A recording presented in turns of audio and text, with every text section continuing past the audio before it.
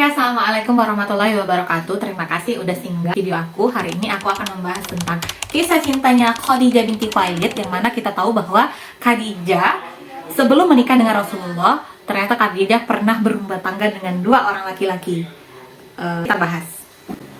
Nah, Khadijah ini terlahir dari keluarga Bani Hashim, yang mana Bani Hashim waktu itu terkenal dengan sifat kesatria dan dermawannya. Nah, walaupun awalnya Khuwailid ini menginginkan anak laki-laki untuk meneruskan keturunannya, namun Khuwailid tidak pernah menyalahkan takdir Tuhan, karena Khuwailid itu tahu bahwa apapun yang dapat berarti itulah yang terbaik.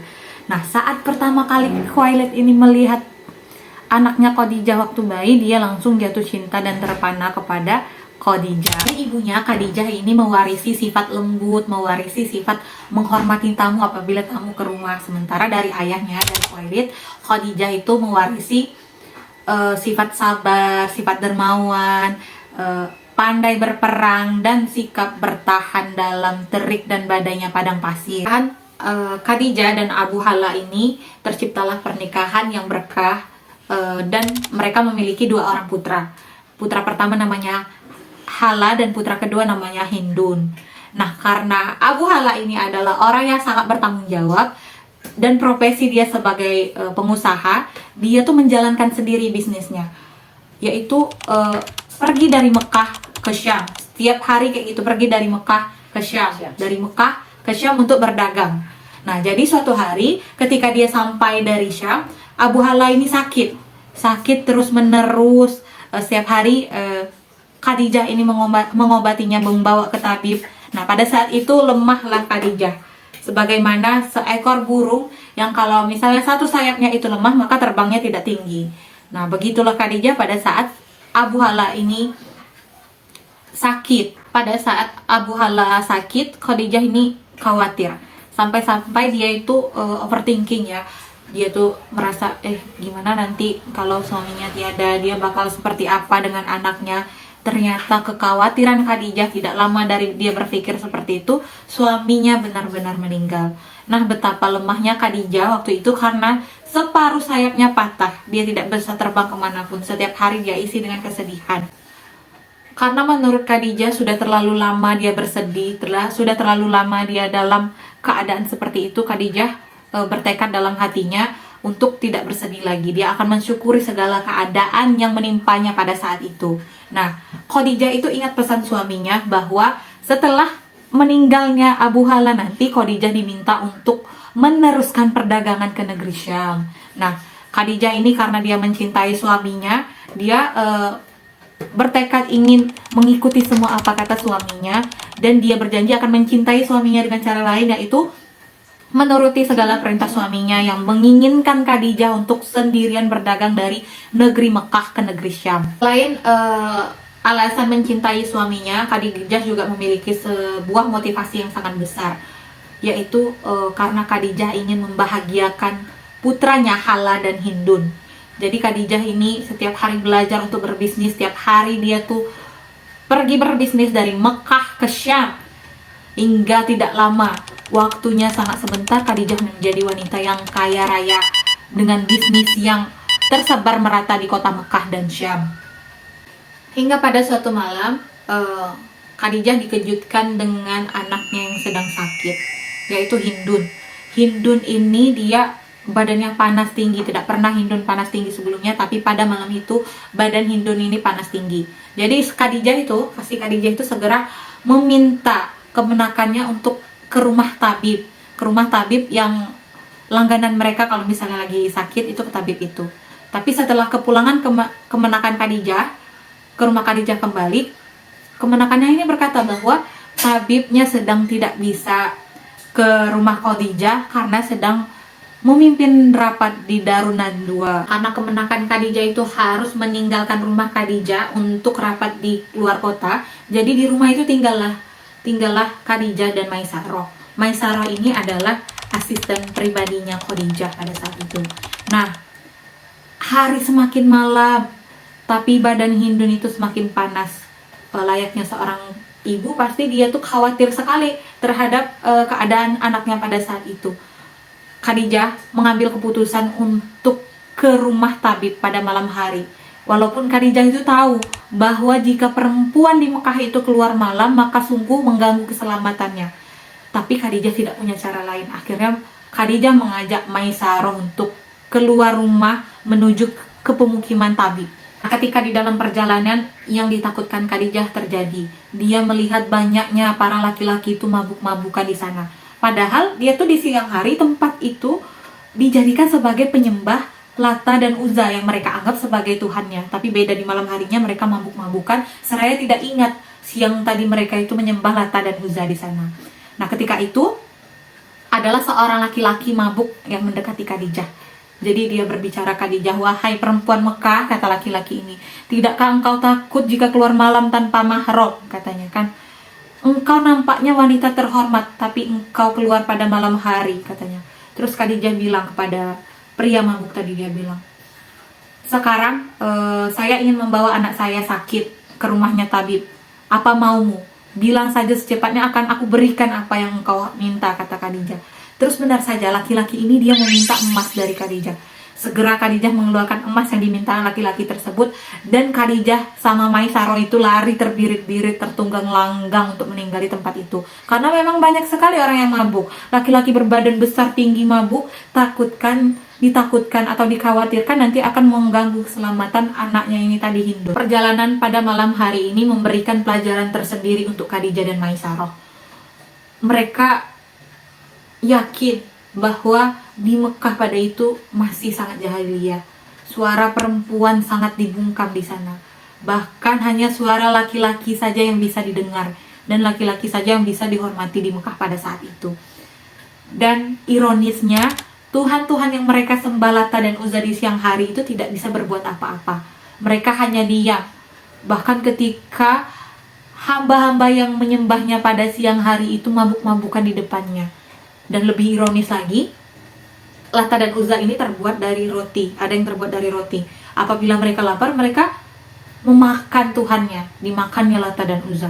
Seperti itu jahiliyah pada masa Khadijah di Mekah. Perjalanan pada malam hari itu juga mengingatkan Khadijah bahwa dirinya itu masih butuh sosok seorang laki-laki untuk mendampingi hidupnya. Apalagi kedua anaknya Hala dan Hindun adalah seorang laki-laki yang juga butuh sosok, butuh role model, seorang laki-laki dewasa yang bisa mereka jadikan tauladan. Maka Khadijah kembali merajut rumah tangga bersama saudagar bangsawan Mekah yang bernama Atik bin Aziz. Di awal pernikahan Khadijah dan Atik ini, Khadijah sangat bahagia.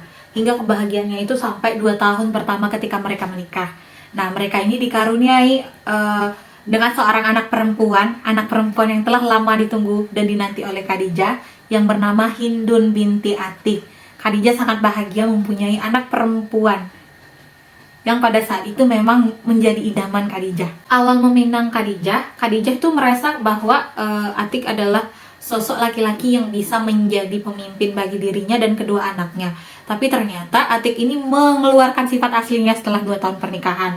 Atik yang begitu keras, dan Atik mulai sering keluar malam. Khadijah melihat perubahan suaminya ini yang sangat ekstrim ya, yang awalnya dia itu berkelakuan baik menjadi sering mabuk-mabukan di malam hari. Akhirnya Khadijah tuh bertanya kepada Atik bin Aziz tadi. Dia bertanya, "Wahai suamiku, kenapa engkau seperti ini sekarang?" Nah, suami Khadijah itu dia mulai melempari benda-benda yang ada di tangannya itu ke Khadijah, tapi Khadijah selalu mengelak. Setelah Khadijah teliti, ternyata memang pada waktu bujangnya itu Atik memang pernah berkelakuan seperti itu, tapi tidak nampak oleh mata Khadijah. Nah, pada saat itu Khadijah tuh mulai berpikir, apakah sosok seperti Atik ini bisa menemani dia sampai tua, bisa membimbing anaknya sampai tua. Tapi Khadijah sebagai wanita yang mulia, dia tetap menghormati suaminya dengan seperti biasanya gitu. Nah, hingga suatu hari itu suaminya Atik ini benar-benar berulah. Ketika dia pulang, dia selalu mencari anaknya Hala dan Hindun. Nah, itu dipukulnya Hala dan Hindun, sehingga Khadijah itu menarik Hala dan Hindun itu masuk ke kamar setiap hari seperti itu. Dan pada terakhirnya ini, si Atik ini sudah berani dia untuk memukul bayi perempuannya Hindun yang begitu Khadijah sayangi pada saat itu. Nah, disitulah Khadijah mulai berpikir ulang bahwa Atik itu sebenarnya tidak bisa menjadi pemimpin bagi dirinya dan anak-anaknya. Jadi Khadijah adalah wanita mulia, dia tidak pernah meninggikan suaranya di depan suaminya, dia juga tidak pernah membanting pintu. Hingga suatu hari Khadijah katakan kepada Atik bahwa cukup, ini sudah cukup. Nah, hanya sebatas cukup, ini sudah cukup aja yang Khadijah lontarkan kepada Atik. Atik itu mati kutu. Terdiamlah Atik di sana, dan Atik ini mengejar-mengejar Khadijah. Tapi quote-quote yang berseliweran di FYP ya teman-teman ya, bahwa jika wanita itu memilih untuk pergi, maka ia tidak akan kembali lagi. Beda dengan halnya laki-laki, jika dia bilang mau pergi, tetap dia akan kembali lagi. Nah, begitulah kemuliaan Khadijah. Dia tidak kembali kepada orang yang telah menyakitinya dan anak-anaknya. Khadijah tidak memusingkan dengan permintaan Atik untuk rujuk lagi. Tapi Khadijah sibuk memperbaiki dirinya, menjadikan dia wanita yang lebih kuat. Dan Khadijah mulai lagi berdagang dari Mekah ke Syam yang sebelumnya itu dikerjakan oleh suaminya Atik.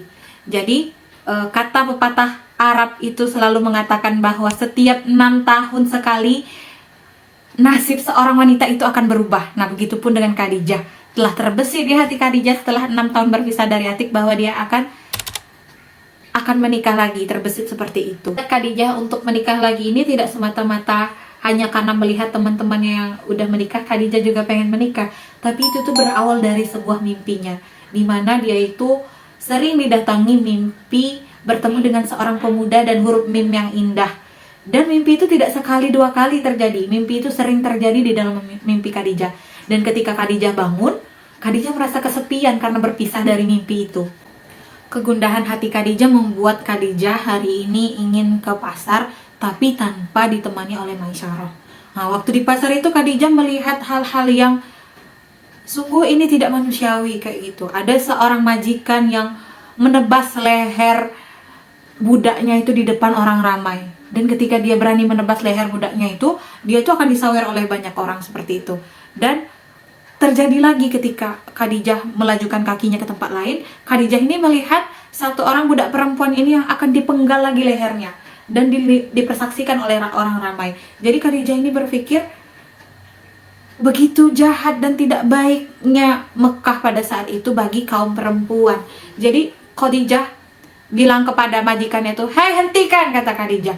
Terus Khadijah bilang, "Hentikan pemenggalan kepala ini." Terus majikannya bilang, "Kenapa? Emangnya engkau mau membayar ini?" kata Khadijah. "Iya, saya akan membayarkan uangnya kepada engkau berapapun yang engkau minta. Aku akan mengambil dia sebagai budakku." Nah, dengan berkata seperti itu, si majikan yang haus akan kekuasaan dan uang tadi menyerahkan perempuan ini kepada Khadijah, menyerahkan budaknya kepada Khadijah, dengan Khadijah membayarkan beberapa emas kepadanya.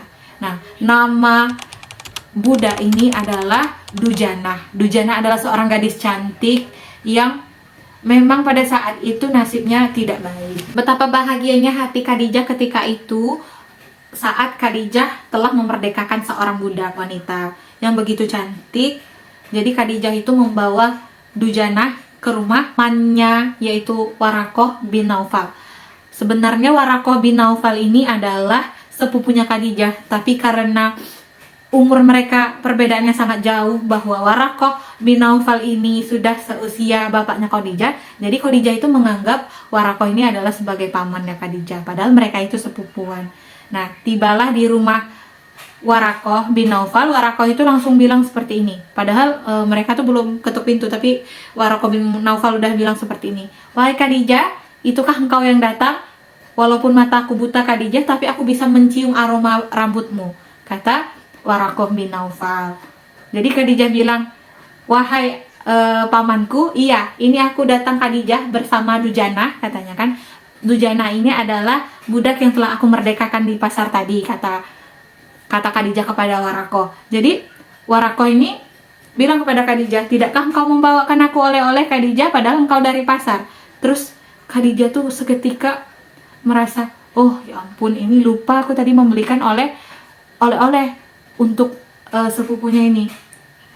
Karena kekalutan kepala Khadijah yang diisi oleh mimpi-mimpi itu, Khadijah tuh jadi lupa untuk membelikan oleh-oleh kepada sepupunya. Jadi Khadijah itu bilang, "Wahai sepupuku, aku bawa oleh-oleh untukmu, inilah Dujana," katanya. Dujana ini adalah seorang gadis cantik yang akan aku tinggalkan bersamamu nanti. Dia pandai memasak masakan yang enak. Jadi engkau setiap hari ada temannya, dan setiap hari engkau akan dimasakan oleh Dujana masakan-masakan yang enak. Gundah gulana yang begitu menyesakkan. Itu tidak terjadi sekali dua kali, tapi setiap hari di mimpiku. Bahkan jika aku tidur siang pun mimpi itu akan hadir. Itu kira-kira bagaimana wahai Paman Warakoh? Nah, Warakoh ini dikenal dengan penafsir mimpi yang hebat ya. Warakoh ini dia walaupun tidak bisa melihat, tapi hatinya begitu tajam untuk memaknai. Nah, Khadijah itu langsung saja dia cerita kepada pamannya Warakoh ini. "Wahai Paman," katanya, "aku bermimpi setiap hari akan kedatangan seorang pemuda dan huruf mim yang begitu bersinar bagus," katanya kan. "Ketika aku berpisah dari mimpi tersebut, aku merasakan kegalauan dan gundah." Setelah mendapatkan jawaban dari pamannya Warakoh ini, Khadijah pergi pulang ya. Setelah pulang itu, Khadijah tuh ditanya-tanya oleh Maisaro, "Wahai Khadijah, kamu tadi kemana?" kata Maisaro. Tapi Khadijah tidak menggubris kata-kata itu. Nah, tidak berlangsung lama, Khadijah ini diminta untuk ke Syam kembali. Tapi karena Khadijah bilang bahwa dia sekarang digantikan oleh anaknya yang pertama, yaitu Hala. Jadi Paman Warakoh berkata bahwa sekarang Mekah sedang mengandung janin seorang yang akan membawa kabar gembira. Lah, kabilah dagang ini berkata, "Hala ini masih kecil wahai Khadijah," katanya kan. "Bagaimana kalau minta satu orang lagi sebagai pendampingnya Hala?" Nah, jadi Khadijah tuh meminta kepada pamannya. Dia bilang, "Wahai Paman, tolong carikan pendamping Hala untuk berdagang di negeri Syam. Aku belum bisa pergi ke sana karena aku sudah mengurusi banyak bisnis," kata si Khadijah. Jadi sang paman pun mencarikan kabilah dagang, dan dapatlah oleh pamannya, ya Khadijah meminta pamannya untuk mencarikan seorang pendamping untuk anaknya Hala di negeri Syam. Nah, jadi Khadijah ini dipilihkan oleh beberapa pilihan. Jadi ketika pilihannya itu datang ke depan Khadijah mantap memilih seorang laki-laki belia namanya Muhammad. Muhammad adalah anak dari pamannya Abu Muthalib. Pada hari yang telah ditentukan, maka kebudayaan masyarakat di Mekah pada waktu itu ketika ingin pergi berdagang, mereka itu berkumpul beramai-ramai di depan rumahnya Khadijah. Di sana banyak onta-onta yang membawa barang-barang yang akan diperdagangkan di kota Syam. Nah, jadi setelah sorak-sorai dan salam perpisahan, mereka semuanya menunggangi ontanya itu dan pergi menuju kota Syam. Saat itu hati Khadijah rasanya ada yang kosong. "Kok hatiku kosong ya?" Khadijah selalu merasa, kenapa dirinya sekarang berbeda? Apa yang membuat hatinya kosong ketika kabilah dagang itu pergi menuju ke Syam? Jadi apakah Maisaro, dayangnya yang sangat dekat dengannya, yang membuat hatinya seperti biasa? Kafilah dagang itu yang pergi ke Syam itu pasti selama 3 bulan. Nah, selama 3 bulan inilah Khadijah itu merasa hatinya gundah gulana. Tidak pernah Khadijah sebelumnya seperti ini. Entah karena dia ditinggalkan dayangnya Maisaro, entah karena anaknya Hala yang ikut berdagang ke Syam. Itu tidak tahu penyebabnya apa. Jadi Khadijah setiap hari mengisi hari-harinya dengan bermain dengan Hindun anak perempuannya dan Hindun anak laki-lakinya. Begitulah singkat cerita. Setelah 3 bulan berlalu, jadi setiap orang di Mekah itu berkumpul di depan rumah Khadijah untuk menantikan kabilah-kabilah dagang dari Syam. Maka nampak dia dari jauh itu untanya Muhammad mendekat. Maka semua orang bersorak, bertepuk tangan bahwa kabilah dagang kali ini untung besar. Dari mana dia tahu untung? Karena setiap dagangan yang mereka bawa kemarin tidak ada lagi hari ini. Nah, Khadijah itu bingung. Kenapa dia tuh sangat enak memandang wajahnya Muhammad pada waktu itu. Padahal Muhammad adalah anak pamannya sendiri. Khadijah terasa gundah gulana. Khadijah itu berasa terobati atas kehadiran Muhammad di atas untanya. Jadi Khadijah ini berpikir, oh, apakah yang disebutkan Warakoh kekasih hati ini adalah Muhammad?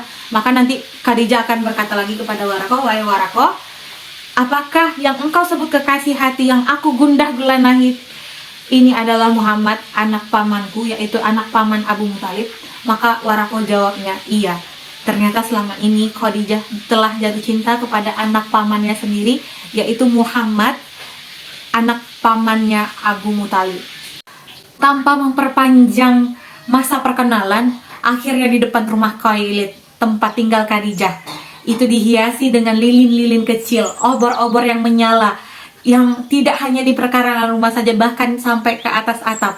Hari itu seperti permata dan kristal di depan rumah Khadijah binti Khuwailid. Hari itu adalah hari pernikahannya Muhammad dan Khadijah.